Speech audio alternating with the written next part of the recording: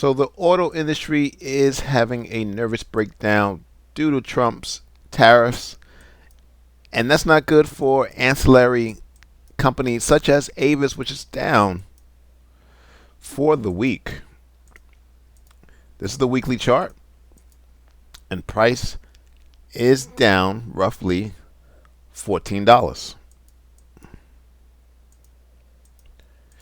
Now, this is the monthly chart, and the only thing holding up price currently is this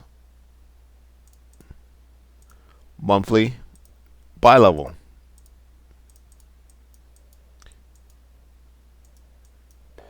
Now, if this was the end of the month and you had a closing candle below this bottom portion of the zone,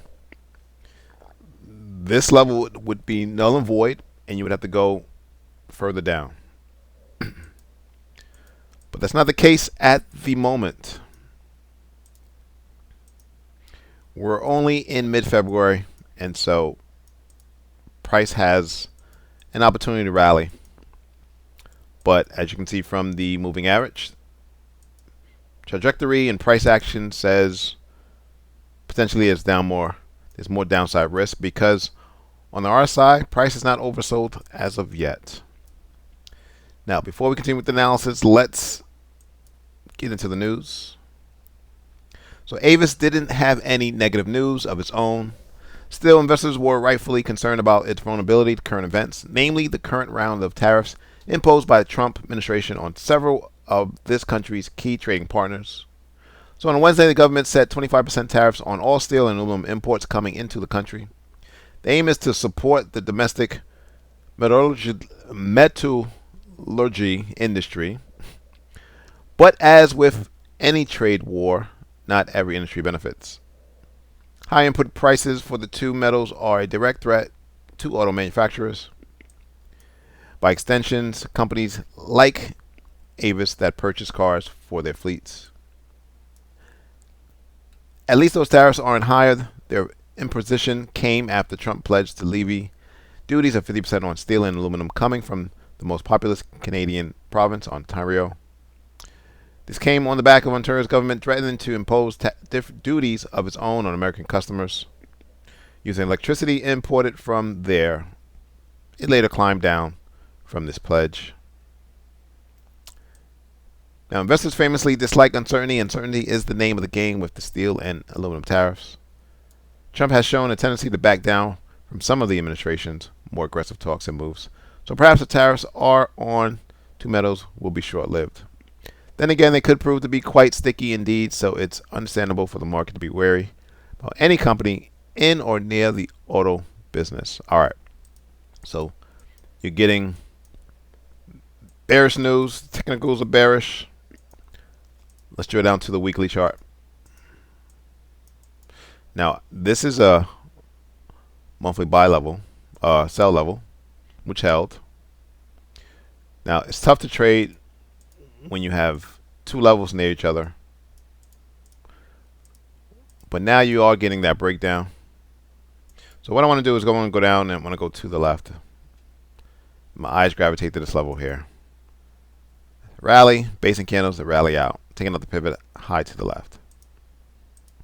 And so if I was to kind of segregate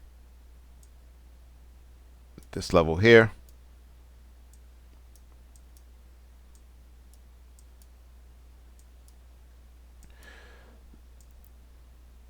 this is a wide level,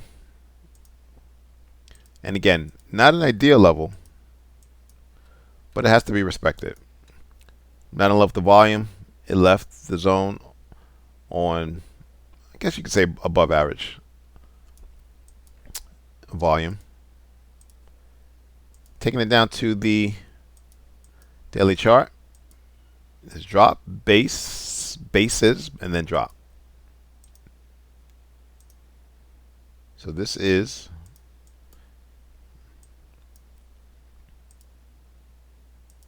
a daily sell level within a monthly buy level. Now I want to go down. I want to see if we can reduce that zone.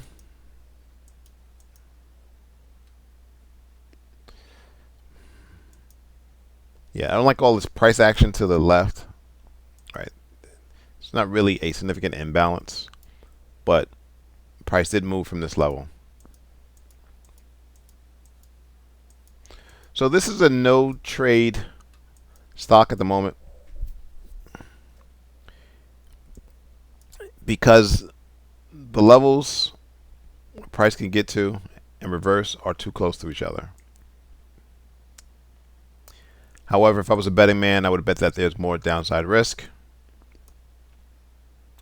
Price is on the verge of breaking and closing below this monthly buy level. Price did form a, not one, but a second daily sell level. The charts are suggesting this type of trajectory in the coming days and weeks. Thanks for watching. Subscribe. Please like the video.